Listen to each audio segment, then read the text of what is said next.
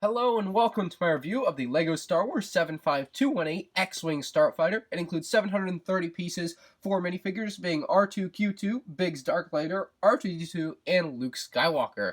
This set retails for $80 in the United States and is a summer 2018 release for LEGO Star Wars.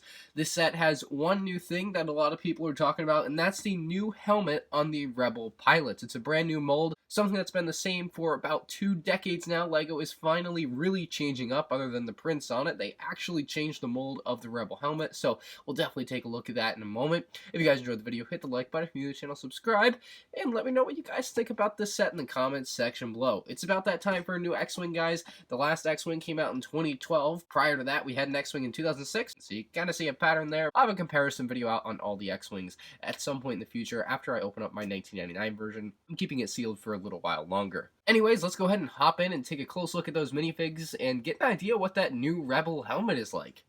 First up here we have our brand new Luke Skywalker minifigure, and obviously the most jarring part of this new figure, I guess, for a lot of people would be the new helmet design. It's very different than the old one, and I will be comparing it in a moment, but first looking at it here objectively, I think it looks pretty good. I think it's sized somewhat accurately. It's got much more detail than the previous version could hold, I feel like, and you get much larger details on a slightly larger helmet, I feel like, so I do like the way that looks.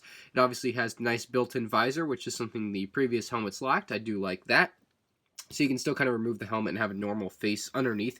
You can see both there. The torso, chest, leg, and whatever prints are also very nice. It's a little bit of a shame we don't get any arm prints like we did in the UCS Snowspeeder last year, but I guess I'll let it go for the new helmet designs. The other thing I did notice when I opened this figure is that the lightsaber hilt looks slightly more shiny than the previous versions of the lightsaber hilt. And you might not be able to tell on camera, but to me it looked slightly shinier. So I don't know if that's something that LEGO did on purpose or if it's just a different batch of lightsaber hilts, but that is something I noticed. So here are the two separate designs for the Luke Skywalker minifigures. You can see the difference in the helmets there. You can see how much larger the new one is than the old one, and I quite like it. I think it looks good.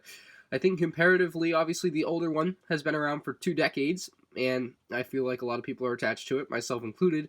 But I think going forward, this new helmet design could be very nice. I think they could add a lot more detail to it, and I think they felt that way when they decided they wanted to change up the design. Honestly, with something that's been around for so long, you usually don't expect them to change it, but hopefully they see this as kind of a turning point, and they go ahead and change things like the astromech droid and kind of build in a third leg to that, or something like the battle droid from Star Wars Episodes 1, 2, and 3. Like, those could totally be changed up now that they've kind of gone and done away with something else that's been around for 2 decades. So I think this could be a turning point for LEGO, and they could change more things along with this in the near future. Of course, we get Luke's companion, R2-D2, in the set. Again, nothing really special about this figure. We actually see him quite a bit in this summer 2018 wave of LEGO Star Wars sets, and it's just another way to get him if you don't already have him, which I would be shocked if you don't, because he comes in like at least a set every year. So if you're missing R2-D2 though, here you go. You get a nice X-Wing along with him. Here we have the new Biggs Darklighter minifigure. This is a figure we don't see all that often, but it's nice to see LEGO throw him in here. I quite like the way he looks. He obviously has the same helmet design or same helmet mold as the new helmet mold for Luke Skywalker. However, the print is significantly different. You get more of a checkered pattern as opposed to like the red Rebel insignia on the Luke Skywalker there. But I do like the way Biggs Darklighter's helmet looks. Of course, you can remove it and reveal his face underneath. He's got a nice mustache. And then flipping that around, you'll find the same kind of face, but with a little bit of a more stern look. The printing all around looks good. And again, no arm printing like we saw in the 2017 Snowspeeder with the Rebel pilots, but again, I'll give it a pass because they did throw in a new helmet mold. And Biggs Darklighter's companion is R2-Q2, a pretty simple looking astromech droid, much like R2-D2, probably the exact same print, just with some mismatched colors here. Very similar print, I wouldn't say it's the exact same, actually looking at the head part of it now, but it does look good. It has an offset color for the head compared to the body, and I don't quite know how I feel about that. I think it looks weird, honestly, but if you like it, you like it. If you don't, you don't, like me. But it is what it is. It's another astromech droid to add to your astromech droid collection. Nothing too exciting here. Now we've seen our figures, we'll take a look at the X-Wing. It is a solid design. We'll start up here in the front section. We have some very nice little details. They've used different color bricks on the sides here to kind of get the coloration as close to accurate as they could, and I think they did a good job. They also put stickers on the top here, and they've never really done this in the past with the yellow stickers on the regular X-Wing, so I don't really know how I feel about that. They look a little bit out of place, but they are accurate, I'm sure, to the film. They just look a little bit out of place on something like this. Usually it's just like all white there, so it looks different to me. You also see the front section of the landing gear here. It's just a simple Technic design. We've seen this type of design very often in LEGO Star Wars sets, so nothing really special there, but that's kind of like the third point of contact there for the landing gear. So it works very simply and easily. Of course, moving up here, we have the new cockpit design that we've seen since 2015 on the Resistance X-Wings. This is the first time it's making itself to a regular original trilogy X-Wing, and it looks good. I really like it. Looks sleek, and it fits very nicely into the design of the set. You also have these grill pieces here to kind of aid with the angle of it there on the inside. I actually think it looks quite nice, and we can obviously put minifigures in there, and there's actually a little thing back here. This, I believe, is a fire extinguisher that they just have kind of hiding in the back of the X-Wing, so I kind of find that kind of cute that LEGO actually included something like that. But there's a chair in there for your Luke Skywalker or Biggs Darklighter minifigure, as well as a couple of control panels, or a singular control panel, rather. But they'll fit right into that chair, no problem. And then closing the cockpit windshield is very easy. It's actually on a very smooth hinge. You'll have no problems moving this thing at all. It doesn't present any issues. I actually really like the way they designed that, so really a very nice design. One of the smaller issues with the design, in my opinion here, is on the side of the X-Wing where these two pieces kind of separate. They should be like that. However, they kind of separate because they're not connected up here. It's just something you really can't avoid. It's unfortunate, but it does happen here in this set. There's just a small little gap that is forced to be there because these don't have any connection points up here. It's really sad, but it's alright. You have stud shooters on either side of the X-Wing cockpit there, and those work as they always have. You just push in on the gray bit there to get them to shoot off, so they work very nicely, and I'm sure kids like them, and they're going to work very nice to shoot after that TIE Fighter from the Solo: A Star Wars Story movie line. Moving farther back on the ship here, we have the area where our astromech droid can go. You can obviously fit in R2-D2 or R2-Q2 in there very easily. They just drop on in there, and there's actually one jumper plate in there, so he's only connected to basically one stud in there, which makes it very easy for him to get in and out, which I really like about the design of this. So you have no problem moving R2-D2 in or moving him out, and of course you can grab your other astromech droid if you want to and drop him in there very easily as well. So you're going to have no issues on either front there, but obviously R2-D2 goes with Luke Skywalker in this case. The engine design on the new X-Wing here is very, very nice. I think they did a great job. It's obviously very similar to the Resistance X-Wings from the past few years, but it's completely different from the last original trilogy X-Wing, which is what I'm really trying to compare this set to as far as its upgrades, because obviously it's going to be very similar to the Resistance X-Wings as far as its design goes. I really like their use of these pieces here. I think they really add to the shape of the wings, so they kind of round it off nicely at the front there. You have some stickers on top there. You also have this piece here, which you can swap out with these ones to make it into Biggs Darklighter's X-Wing. They basically have a few less lines, and this is something we've seen a lot with these original trilogy X-Wings, is that LEGO includes pieces to switch out for the X-Wing to make it into a different X-Wing if you want to. It's not a huge change. It's a very subtle change. It just basically removes a few of those red lines, but if you really care enough, you can do so. Obviously, the blasters here on the front, the big cannons the X-Wing has here are very nice as well. Nice and pointy. They work very well.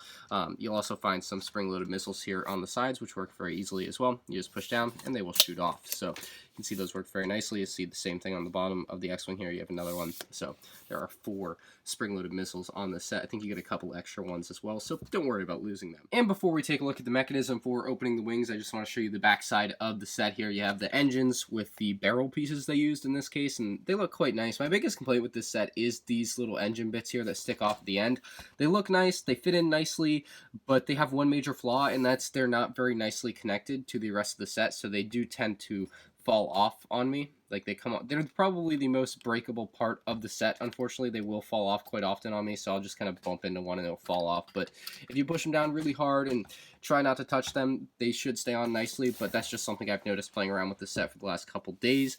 You also have this very nice design in the back here. You will notice they use the older LEGO revolver piece in there, which is something I noticed as soon as I opened the bag. I was like, oh my god, there's LEGO revolver pieces in this set. And I was like, wow, this is great. So that's just kind of something nice that I noticed. Nice touch by LEGO in there to get that piece into another set, I suppose. The other cool thing about this is the piece they use in here. They use this kind of window piece. See, that's what I'm talking about, where they'll just fall off. That one was on accident, so yeah. But anyway, you will see these nice pieces in here. They kind of have a nice flow to them. You can kind of see through them there, but I really like that. You'll see an accidental discharge of a spring-loaded missile there, and this review is falling apart, like this set, because these engines don't stay on, like I mentioned. I want to give you the see, it literally won't stay on. That's my problem with this engine thing here. So they obviously have an issue here. But you do have rubber bands here. They kind of keep the wings down and in position. And then when you want the wings to go into flight mode, you're just going to push up on this little tan bit here. And having refocused camera, you get the idea. You just push it forward, and they open. And then if you want it to close, you can push back on it, and they'll shut close really fast. Or you can push up on this cone piece here on the bottom, and it will close like that. So it works either way. You can push it back like so, or you can push it forward and then push up on the cone piece on the bottom, and it will close like that. So here's what the X-Wing looks like in flight mode. You have the X-foils in attack position, if you will. It actually looks quite nice. I think they did a great job for 80 bucks. I think it's a fair price on this set, but unfortunately, again, the smaller issues that I've detailed with this set throughout the review here, where the engines will fall off and the spring-loaded shooters will just kind of fire off at will. But again, just showing it closing from a side angle there, you can get an idea of what's going on the inside. Closes very nice. They've done away with the gearbox that they had in the past, where it would slowly open. This thing just opens instantly and closes instantly, and I do quite like that. I think a lot of kids are going to like that with how quickly you can get the thing open and closed. So I really like the design of this. It's like a scaled down UCS model, and there's nothing wrong with that in this case. There is something wrong with that in the Sandcrawler's case. Check out my Sandcrawler review for more on that, but this is a really nice set. 80 bucks. It feels like it's worth 80 bucks. It looks like it's worth 80 bucks. It's sleek. It's shiny. It looks clean. It's got some nice sticker details. Pains me to say that, but it does. Anyway, pretty nice set. There's a look at the underbelly there. You can see the underside of the wings there, very nice and detailed as well. LEGO doesn't leave any stone unturned on that front. You can see the underside of the central part of the set here. Just a very nice design. I really enjoyed building this set, and I really will enjoy looking at it on my shelf for years to come. So my official final thoughts are that this is a really awesome set and you should buy it. Like, this is a great X-Wing. You can't go wrong. You get the X-Wing, you go out and you get the TIE Fighter from Solo Star Wars Story, and you got a great combo there for a rather high price of 150 bucks, but it's still a great combo. You get an X-Wing and a TIE Fighter, like, you can't go wrong there. So I love this X-Wing. I love the TIE Fighter from Solo Star Wars Story. You can check out that review link down below. I'll also link my Sandcrawler review down below because I did mention it. So it's a really cool set. You should definitely go out and buy it. I think you're missing out if you don't get this X-Wing. It's a really great upgrade from the previous original trilogy X-Wings. If you have the Resistance X-Wings from the last few years from The Force Awakens, I think you might want to consider this one a little bit more heavily. Like, it's very similar, just a different color once again. So keep your eyes peeled on that. You know, do your research, decide whether or not you really want this one if you already have the others. But I still think it's a really nice model. Looks great. So if you guys enjoyed the review, hit the like button. If you're new to the channel, subscribe. And if you have anything to say, leave it in the comment section down below. I'm curious what you guys think about this set, and if you have any questions for me, you can leave them down there too. So thank you all for watching. I'll see you on the next one. Peace out.